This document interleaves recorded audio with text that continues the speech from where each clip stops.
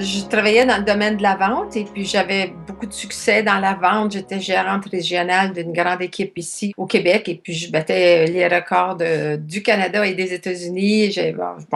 J'aimais beaucoup mon travail en motivation.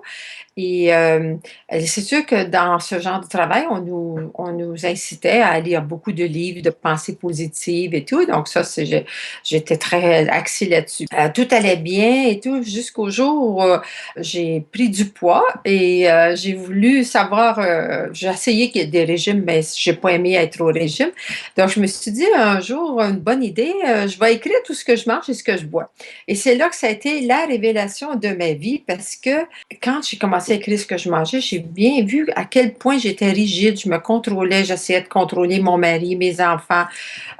J'écoutais pas mes besoins finalement. Puis je mangeais mes 3 repas par jour parce que c'était supposé. C'est ça que j'avais appris. Je mangeais parce que c'était à l'heure de manger. Et je me suis rendu compte que je savais même pas si j'avais faim ou non, puis je mangeais quand même. Et que je faisais la même chose dans toutes les autres sphères de ma vie. Alors, quand j'ai commencé à écouter mon corps vraiment, à me demander est-ce que j'ai vraiment faim ou non, je me suis rendu compte que je mangeais souvent juste 2 repas sur 3.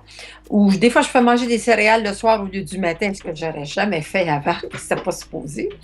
Puis j'étais beaucoup trop dans le supposé, le paraître, en tout cas, plein de croyances.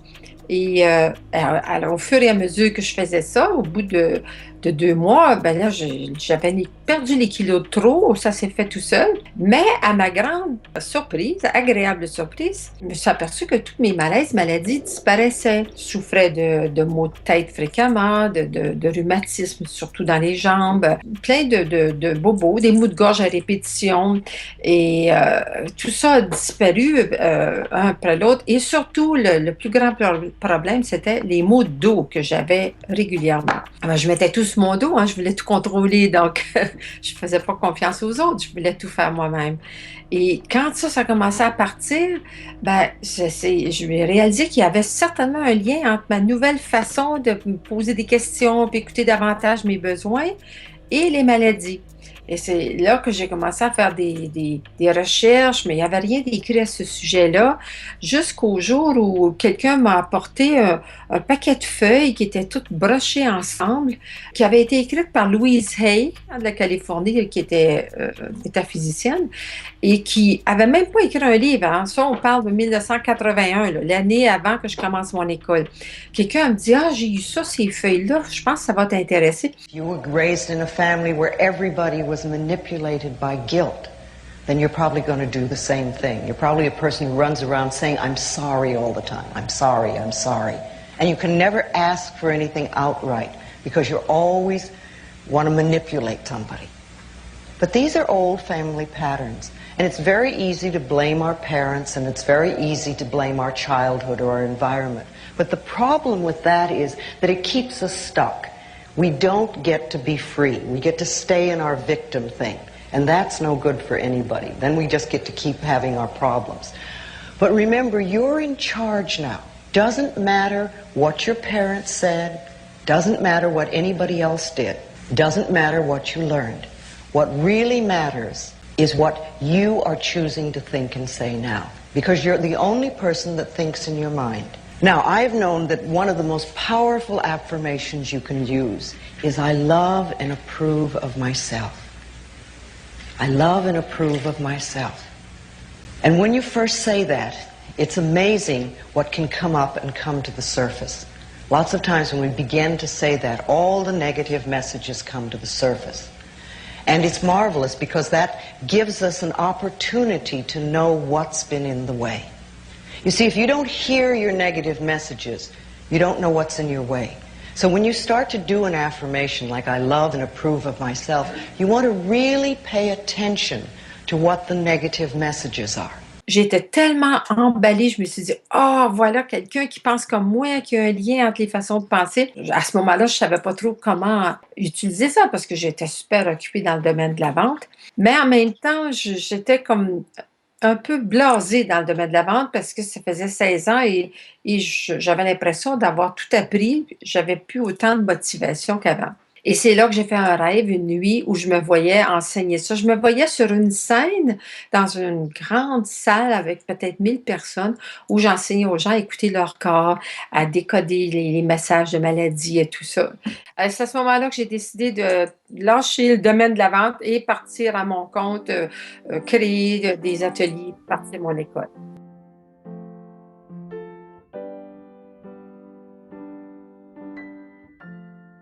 Alors, tous ces problèmes, comme les problèmes de santé ou quel que soit le problème de relation, des problèmes sexuels, problèmes d'argent, problèmes, enfin, tout ce que ça va pas bien dans notre vie, c'est toujours relié à une des 5 blessures, qui sont le rejet, l'abandon, l'humiliation, la trahison et l'injustice. Donc, j'ai fait une grande synthèse là-dessus aussi.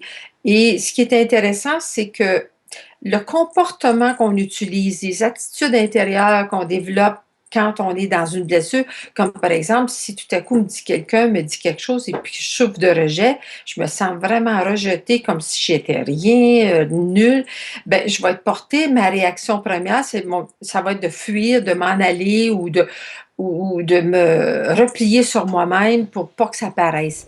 Donc, le corps physique, il prend la forme physique qui va avec nos comportements. Puis c'est ça qui est si impressionnant. Moi, je suis toujours émerveillée par l'intelligence du corps physique, ben de la nature humaine. Hein. Et fait qu'une personne qui souffre de rejet très souvent, avec une grande blessure de rejet, elle va avoir un physique beaucoup plus effacé. Une petite madame ou un petit monsieur tout maigre, tout mince, qui passe inaperçu dans les, puis qui sait pas exprimer ce qu'il vit, qui garde tout en dedans de lui. C'est pour ça que c'est cette blessure-là qui est à la source des maladies plus importantes, parce que les gens retiennent trop en dedans d'eux. Donc, c'est intéressant de voir dans le corps physique la blessure qui va avec le comportement que les gens ont. Alors, quand on souffre de trahison, on est du type de personne qu'on veut montrer qu'on est fort, qu'on est solide, on peut nous faire confiance, responsable, et fait qu'on veut avoir l'air fort. C'est pour ça que chez les hommes, on le voit dans les épaules plus larges, qui sont capables d'en prendre sur leurs épaules. Et puis chez la femme, elle, c'est surtout au niveau du bassin pour montrer comment est-ce qu'elle est forte en tant que maman, en tant que femme, pour porter tout le monde, pour materner tout le monde. Et ça, c'est super intéressant aussi de pouvoir regarder une personne. On a juste à la regarder attentivement, puis on peut voir si elle a une de ces blessures-là ou quelques-unes de ces blessures-là. Puis ça nous aide à avoir beaucoup plus de compassion, de compréhension quand on sait qu'une personne, quand elle se sent rejetée, n'aura pas le même comportement qu'une personne qui se sent, disons, qui a peur d'être trahie. Alors, c'est encore d'autres choses qui nous aident beaucoup à améliorer nos relations, hein, de juste utiliser le corps physique pour savoir ça sur les gens.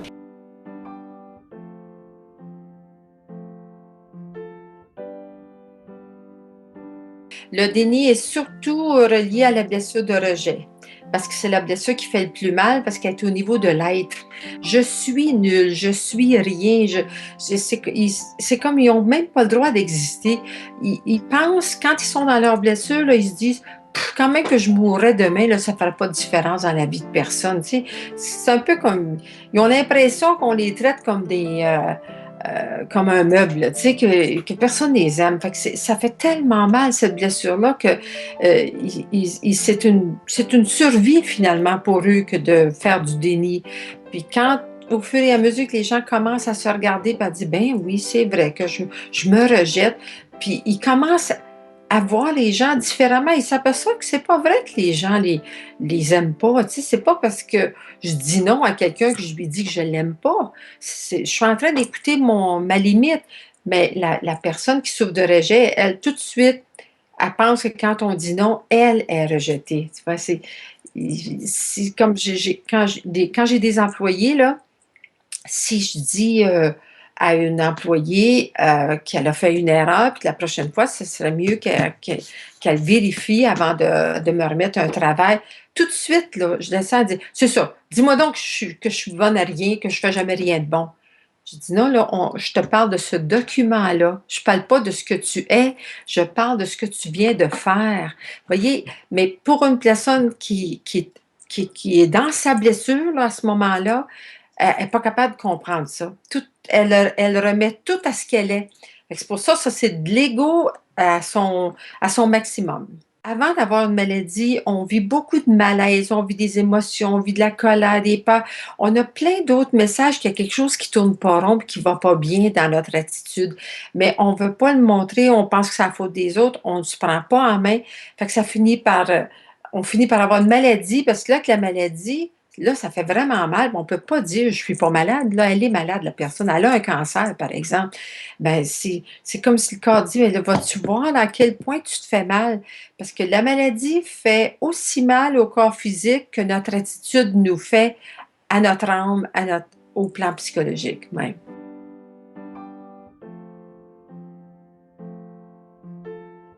Les blessures sont inscrites dans l'âme, parce que tout ce qu'on vit au plan psychologique, c'est un bagage que l'âme garde d'une vie à l'autre. Fait que tout ce qu'on n'a pas réglé dans une vie, on revient. C'est un peu comme, parce que pour moi, l'âme, elle a plusieurs vies. Comme moi, en tant que Lise Bourbeau, je vis plusieurs jours dans une vie. Et si j'ai une grosse dispute avec quelqu'un aujourd'hui, puis que je veux pas m'en occuper, je fais semblant que ça me fait rien, je vais me lever demain, la colère va être encore là, je n'ai rien réglé, va falloir que je le règle un jour. Mais c'est la même chose au niveau de l'âme, on continue à revenir avec les blessures qu'on n'a pas réglées dans le temps, puis à chaque vie, on choisit, selon moi, on choisit, bon, ben dans cette vie, la prochaine vie, je vais surtout travailler sur ma blessure de rejet puis d'injustice, par exemple. Alors, ça veut dire que ces personnes-là vont avoir plus le corps d'une personne avec ces blessures-là et ça va être ceux-là qui vont les faire travailler plus. Mais on les a toutes, les blessures, à l'exception de l'humiliation que je ne vois pas chez toutes les personnes, mais selon moi, on a tous au moins les quatre blessures sur 5. Mais il y en a toujours au moins une ou deux qui sont plus importantes selon le plan de vie de la personne, ce qu'elle est venue régler dans cette vie-ci. Ce qui est intéressant, c'est que si, avant de naître, selon mon choix, mon plan de vie que je suis venue faire, ben, je vais être attirée par une famille qui ont les choses semblables. Comme moi, je vois que chez nous, dans ma famille, on a tous une bonne blessure d'injustice, par exemple. Ben, c'est sûr que moi, j'ai toujours trouvé ma mère injuste. Je la trouvais injuste envers certaines de mes sœurs. Je la trouvais injuste envers mon parent, mon papa. Et puis moi, je la trouvais injuste parce que moi, elle me faisait des passe droits qu'elle ne faisait pas à mes sœurs. Fait que, vous voyez, j'avais plus que mes sœurs, puis malgré ça, j'aurais dû être contente, mais parce qu'avec cause de ma blessure d'injustice, mais j'acceptais pas que ma mère fasse des passe droits comme ça. Et alors, c'est intéressant de voir qu'on n'est pas dans une famille pour rien. On a tous à travailler ensemble pour s'aider dans nos blessures. Ça, c'est une chose qui est bien importante à découvrir, c'est que nos malaises ne nous disent pas d'arrêter de faire ou de continuer à faire quelque chose. C'est toujours notre façon de penser face à ce qu'on fait qui est à réviser. Mais quand ce sont des malaises très, très forts comme ça veut dire que la cause vient depuis la petite enfance, depuis déjà très, très jeune. Et il y a souvent une grosse blessure qui a été vécue. On a été blessé dans quelque chose en soi, soit rejeté ou une grosse injustice, et qu'on a vécu dans l'isolement. Quelque chose qu'on n'a pas pu partager avec quelqu'un d'autre, qu'on a essayé de refouler à l'intérieur de nous. Puis ça nous suit tout le temps, hein. C'est pour ça qu'avec les années, ça grossit, puis à un moment donné, le corps n'est plus capable. Alors, quand on est rendu à la limite de notre réserve, bien là, c'est la maladie qui s'installe. Fait que c'est pour ça que quand ça fait mal dans votre corps, là, ça veut dire qu'il est grand, grand temps que vous preniez conscience d'une façon de penser qui est plus bonne pour vous autres, qui vous détruit, qui vous fait mal. Puis c'est jamais, jamais la faute des autres. C'est très, très facile de mettre la faute sur l'extérieur, tu sais.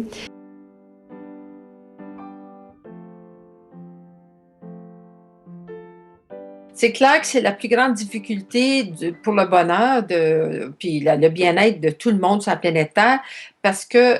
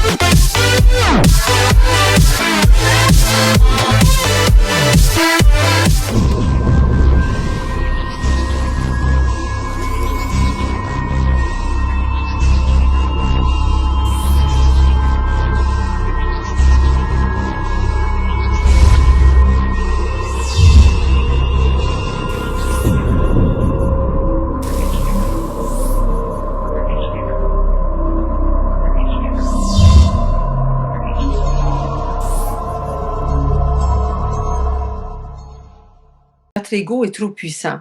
C'est toujours notre ego qui dit que c'est la faute des autres, que tout ce qui m'arrive, là, c'est pas de ma faute, c'est la faute des autres. C'est bien plus facile, hein, comme ça, d'accuser les autres plutôt que de se regarder.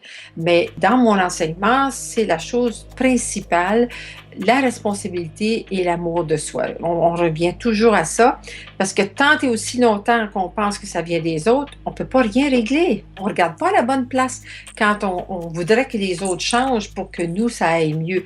Puis c'est la notion qui est la plus difficile à accepter par tout le monde. Je le vois, hein, ça fait 32 ans que j'enseigne. J'ai parlé avec des milliers de personnes dans ma vie. C'est toujours très difficile de oser admettre qu'il y a quelque chose en moi qui attire le comportement des autres face à moi. Tu sais, tu sais, quand on dit, ben regarde-toi, qu'est-ce qu'il y a en toi qui attire, là, que ton mari veut jamais t'écouter parler, là, qui est pas attentif à toi. Tu sais, c'est pas facile, hein, à accepter ça.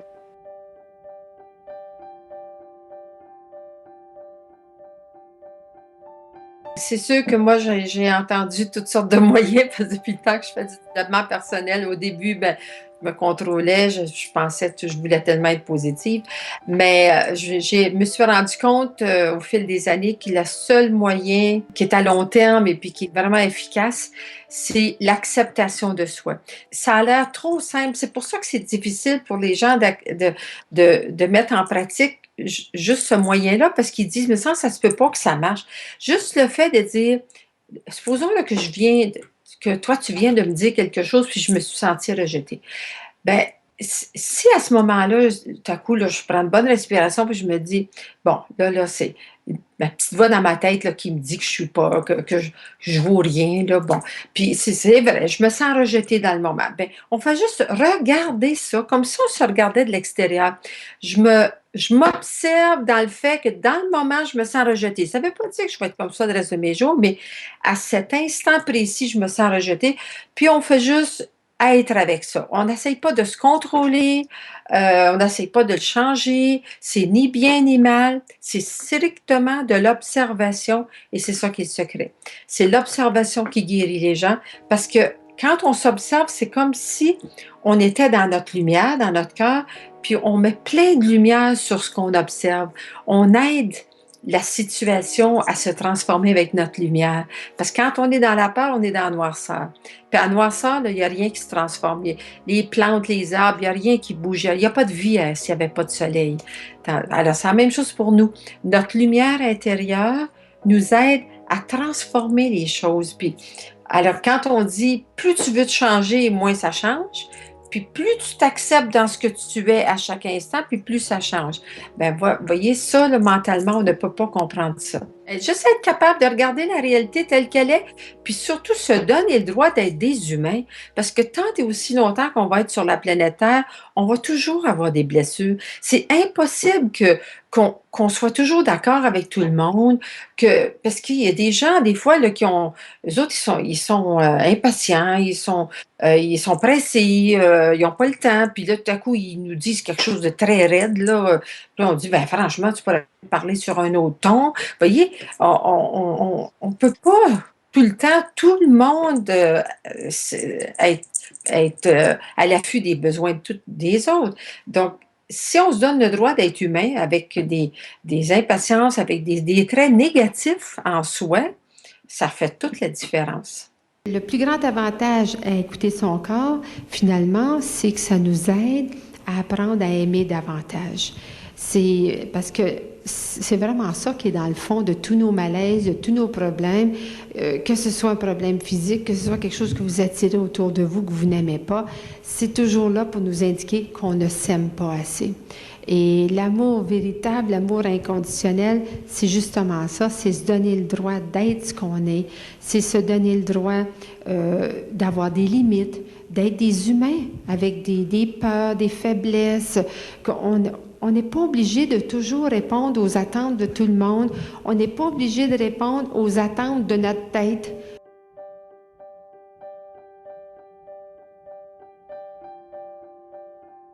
Ce qui arrive chez nous, c'est que nous, on est une école d'enseignement. Donc, dans les ateliers, les conférences, les livres, j'explique des causes à des problèmes et puis je donne des moyens comme l'amour, la responsabilité et tout ça.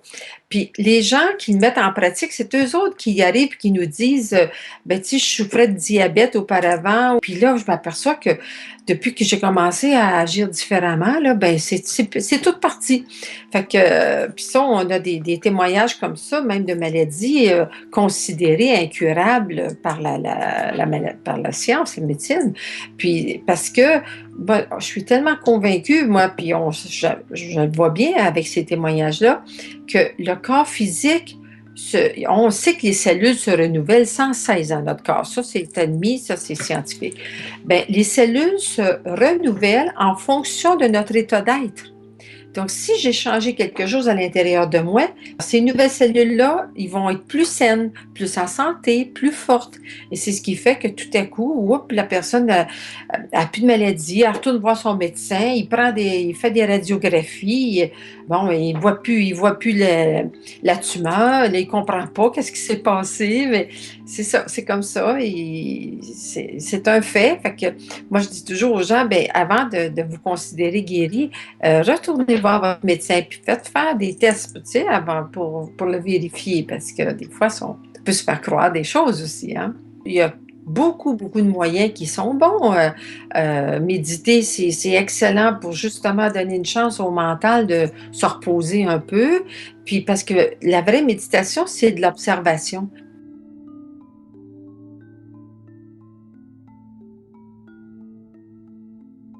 Ce que moi j'appelle l'amour de soi, puis beaucoup de personnes pensent que c'est de l'égoïsme, puis c'est surtout ça qu'on a besoin d'apprendre. C'est ça que notre corps, quand notre corps nous parle, c'est toujours pour nous dire qu'à quelque part on ne sait pas s'aimer. On ne s'aime pas de la bonne façon, on ne se respecte pas, donc on fait la même chose avec les autres. Alors c'est pour cette raison-là que c'est important de vivre avec les autres, parce que comme on ne peut pas se voir vraiment comme on est, moi, je suggère toujours de regardez-vous aller avec les autres, de quoi vous accusez les autres, comment vous traitez les autres, qu'est-ce que vous faites avec les autres, puis vous savez tout de suite ce que vous faites avec vous autres. Et puis de regarder aussi de quoi j'accuse l'autre. Ce que je trouve super intéressant, c'est à chaque fois qu'on vit une émotion, on accuse quelqu'un. Tu regardes de quoi tu accuses l'autre, puis allez vérifier, l'autre vous accuse de la même chose. Puis ça, c'est pas toujours évident. Mais il s'agit d'avoir l'humilité nécessaire pour le faire, puis dire à l'autre, là, je vis une émotion, là, je m'aperçois que je suis en train de t'accuser de ci, ça. Est-ce que ça se pourrait que toi, tu m'accuses de la même chose? Peut-être pas dans la même situation, là, mais dans une autre situation. Parce qu'il semblerait que c'est pas pour rien qu'on est ensemble et qu'on vit des émotions comme ça. Les émotions que vous vivez avec votre patron, avec vos enfants, c'est toujours comme ça. Ça fait trop longtemps que je vérifie cette théorie-là avec des milliers de personnes, puis ça s'avère tout le temps vrai. Des fois, quelqu'un va dire ben moi, ce qu'on fait les miroirs avec qu'est-ce qui nous dérange, hein, par exemple. Fait que comme un jeune homme, il me dit ah ben moi, je peux pas tolérer les gens qui me fument en dessous du nez, là, qui s'allument une cigarette devant moi sans même vérifier si ça me dérange. Tu sais, puis moi, j'ai jamais fumé de ma vie, donc il peut pas être mon miroir. Alors, je lui ai dit non, là, c'est pas dans ce qu'il l'autre fait qui est ton miroir, c'est dans ce que tu le juges d'être. Donc, quand tu vois quelqu'un qui est comme ça, tu le juges d'être quoi? Tu sais? Ben, je le trouve irrespectueux. Et puis, j'ai dit, mais toi, ça t'arrive pas d'être irrespectueux des fois envers les autres? Fait que ça se passait dans un atelier. Fait qu'il me dit, moi, jamais. Il dit, moi, ça me dérange tellement les gens qui tu sais, qu'il est respectueux, je suis toujours respectueux avec les gens. Alors là, à ce moment-là, tout le reste de la classe dans la salle se sont mis à rire. Alors je leur ai dit, ben dites-lui pourquoi vous riez. Ils ont dit, ben depuis qu'on a commencé l'atelier, hier matin, tu nous manques de respect à nous tous, puis même à Lise en avant. Ben, il s'en était pas rendu compte. Il interrompait tout le temps. Si quelqu'un me posait une question, lui, il répondait pour moi, avant moi. En tout cas, il manquait de respect. Et puis, je lui avais dit à quelques reprises, non, je regrette, là, c'est pas à toi qu'elle parle, c'est à moi, tu sais, bon. Et puis, il dit, ah, vous appelez ça du manque de respect? J'ai dit, toi, tu appelles ça comment, ton attitude? Il dit, moi, j'appelle ça, ben, dis, moi, je prends ma place. Il dit: C'est pas du manque de respect, c'est il dit: Je veux prendre ma place», tu sais? Fait que vous voyez, c'est ça l'ego. On juge les autres d'être quelque chose, mais nous autres, on veut pas se voir qu'on est comme ça aussi avec les autres. Mais puis si on veut vraiment aller jusqu'au bout, c'est important de vérifier avec les autres, dire: «Ben, tu sais, moi, là, dans telle circonstance, je t'ai jugé d'être, égoïste, d'être sans cœur», n'importe quoi. «Ça t'arrive-tu, toi, de me trouver comme ça, de trouver que je suis sans cœur?» Puis là, si on vérifie avec l'autre, c'est tellement, c'est agréable puis merveilleux ce qui arrive parce que là, l'autre va dire: «Ben oui, des fois, je suis tout sans cœur dans telle circonstance». Puis on est tous surpris parce que nous autres, on voulait pas, on pensait pas que ça allait être sans cœur, ça. Parce que notre ego veut juste le voir chez l'autre. C'est juste l'autre qui est sans cœur. Moi, je ne le suis pas. C'est juste l'autre qui manque de respect. Et puis là, quand on s'aperçoit que quand nous, on le fait, comme quand ce jeune homme-là, il prenait la parole puis il coupait la parole à tout le monde, il se tapait pas pour mal faire, il était pas méchant, mais lui, il était ceux qui prenait sa place. Fait que là, après ça, il va avoir plus de compassion. Après, quand il va voir quelqu'un qui traite d'irrespectueux, il va dire, ben lui, il doit peut-être prendre, il pense qu'il prend sa place. C'est comme moi. Fait que dans le fond, il est pas pire que moi. On est pareil. Fait que ça, c'est de l'acceptation, puis c'est vraiment ça. Le miroir, pour moi, ça fait 40 ans que je travaille avec ça. C'est le moyen le plus efficace au monde que j'ai pu trouver depuis tout ce temps pour avoir des bonnes relations, que ce soit au travail ou à la maison. C'est un peu comme Carl Jung, le grand psychanalyste, là, c'est lui qui expliquait ça, que plus on veut refouler quelque chose, on peut voir, c'est comme si on le repoussait à l'extérieur de nous autres, puis ça crée une espèce d'aimant qui attire que les autres sont comme ça avec nous. Fait que c'est pour ça au lieu d'en vouloir à l'autre puis essayer de changer l'autre, si on devient responsable, on dit, ben là, qu'est-ce qu'il y a en moi qui attire ça? Pourquoi que je m'attire des gens irrespectueux ou des gens égoïstes? Fait que puis déjà, ça règle beaucoup de choses, ça.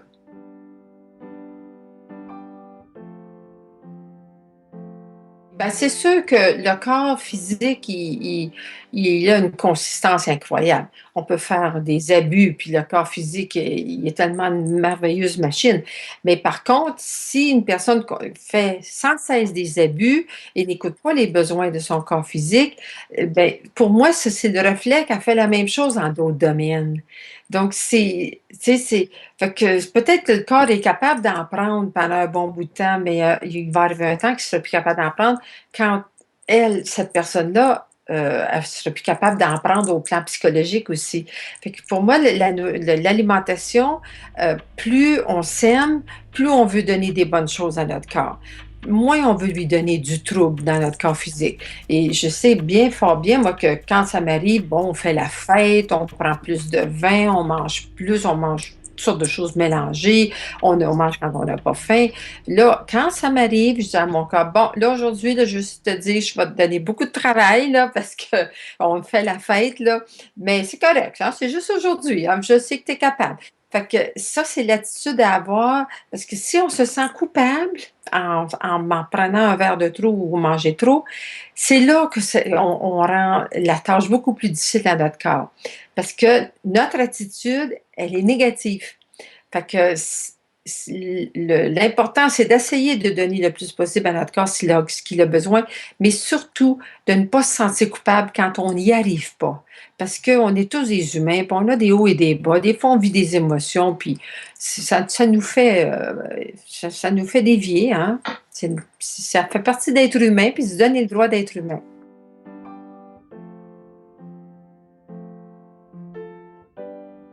Il y a définitivement un grand éveil. Moi, je le vois parce que je vois la différence même à chaque année. Quand j'ai commencé à aller en France, ça fait 21, 22 ans que je vais en France à chaque année. Au début, les gens dans les conférences, les ateliers, les deux bras croisés, puis là, je voyais les gens là, qui étaient sceptiques, puis ils se regardaient entre eux, ils disaient qu'est-ce qu'elle est en train de nous dire? Tu sais, je voyais que ça rentrait pas, les gens, là, ils résistaient beaucoup.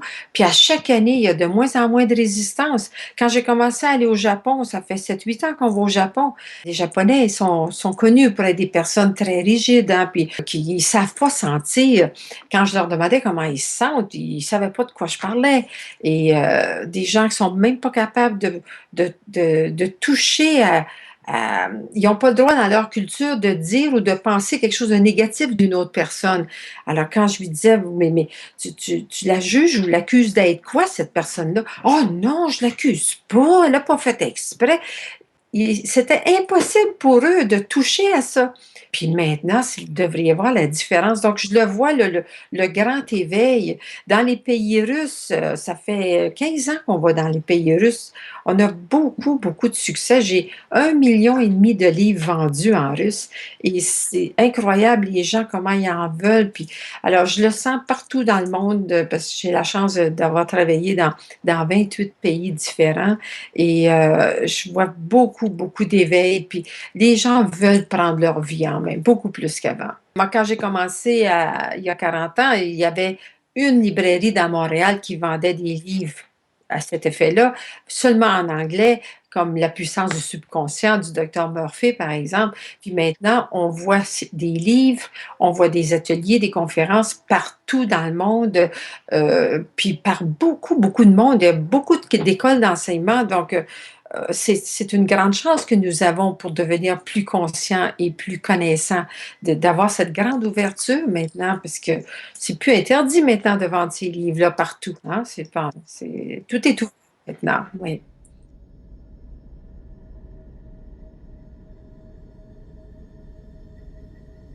On essaye toujours de freiner les mouvements. Tout le monde essaye, les gouvernements, le système médical, là, il y a beaucoup de systèmes qui veulent pas croire à ça, puis qui, même chez nous, on a eu des fois des attaques contre, avec l'ordre des psychologues, des choses comme ça, qui aiment pas que les gens viennent faire de la thérapie, parce qu'ils pensent que c'est de la thérapie, mais nous, c'est pas de la thérapie, c'est de l'enseignement, mais c'est parce que ils disent bon, vous êtes jamais allé à l'université. Tu sais, c'est juste les gens qui sont allés à l'université qui peuvent aider selon ces grands systèmes-là. Mais alors, il y a toujours on essaye de freiner, mais ils n'y arriveront pas parce que c'est trop. Maintenant, c'est tellement là depuis l'avènement de l'ère du Verseau, là, on reçoit tellement d'aide pour se prendre en main puis pour aller plus vers l'amour et le bonheur que même s'il y a des interférences et puis des freins, souvent, ça continue. Le développement personnel et puis le cheminement personnel de chaque personne va continuer. Moi, je suis convaincue. Ça fait son petit bonheur de chemin à chaque année, puis ça prend de plus en plus d'ampleur. Mais... Nous sommes tous des dieux créateurs, puis on est toujours, toujours en train de créer notre vie. Alors, est-ce que j'utilise mon énergie créatrice pour me créer des belles choses, me créer ce que je veux, ou j'utilise mon énergie pour me créer ce que je veux pas? Parce que ça, c'est ça notre pouvoir de choisir. Hein, on a tous le libre arbitre, nous sommes tous des créateurs, mais on a toujours le choix comment on utilise l'énergie. C'est beaucoup plus au niveau du je suis, de ce que nous sommes et non de ce qu'on fait. Alors, si moi, je suis dans ma certitude que je suis capable d'arriver à quelque chose ou que je suis prospère, c'est sûr que je vais attirer beaucoup plus de prospérité, mais c'est beaucoup plus profond que juste la pensée. Parce que le je suis, c'est au-delà de la pensée, ça. Une personne, elle peut dire je suis heureux, mais tu sais, ça n'a rien à voir avec ce qui se passe au plus profond d'elle. C'est beaucoup plus être dans notre certitude, c'est au niveau de la façon de sentir, c'est pas avec la pensée. Non.